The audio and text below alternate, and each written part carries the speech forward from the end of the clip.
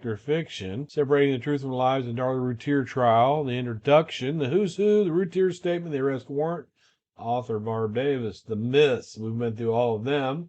In our own words, we are now on number 12. This is written by our friend Mary Moody years ago. I've had this in video form on my playlists on my channel, in order from the introduction, the who's who, the Routier statements, the arrest warrant, Arthur Barb Davis, the myths, in her own words. I want to be sure that this plethora of great information on the case can be found for years to come for those who want to know the truth about Darlie Routier. The statement is, the officers didn't want anyone to hear about the black car that had been watching my home for a week, and on the day of the attack, the black car was seen in our driveway, looking in our garage. Now...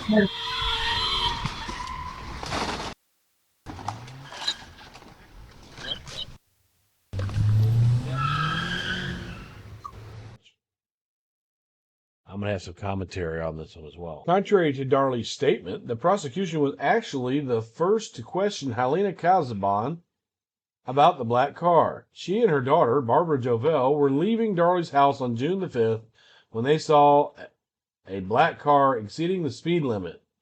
It's clear from both women's testimony that their only concern was that the car was going too fast, not that it was suspicious in any way. It's neither. Suspicious activity, is that a misdemeanor or felony? It's neither. You're right. It's not against the law. Mosty, did the police call and ask you to come to the station? Kasabian, yes. He wrote down what I told him about the car. Helena Kasabian, which is Basha Jovel's mother. May God rest her soul. Mosty, when did you see the black car? Jovel, it passed by me. I was driving. Mosty, you didn't recall a Hispanic man get in that car? Jovel, no, I don't.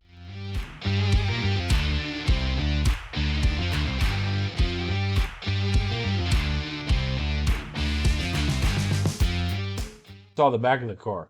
Mosty, you thought that car was suspicious, didn't you? Jovel, no. I told my mother to, pardon my language, quit freaking out, Mama. There's a lot of black people living in this neighborhood, because she said, who is that black man, when he passed us? Gotcha, bitch! And so I looked, and I only saw the back of the car. The questioning then turned to a man in a dark car who appeared to be waiting for someone in the alley on June 4th. Mosty, that it was someone who was suspicious in the back alley looking on the ground at Routier's garage? Joel, not suspicious. It was more of, who is that black man and what is he doing in this neighborhood? She, referring to her mother, Helena, thought black people don't have nice neighborhoods. Ain't nobody got time for that. Ain't nobody got time for that. Ain't nobody got time for that.